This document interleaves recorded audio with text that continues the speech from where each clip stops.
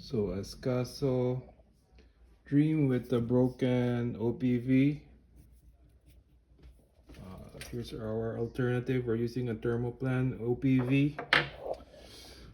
I don't know why anyone would not be able to fix it. It's so basic. So let's try this one.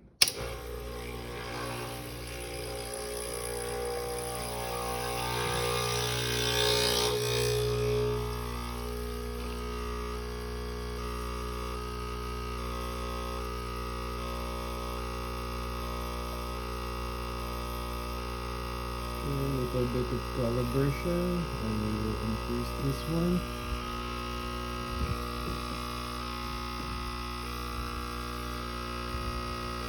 Right here. No leak whatsoever.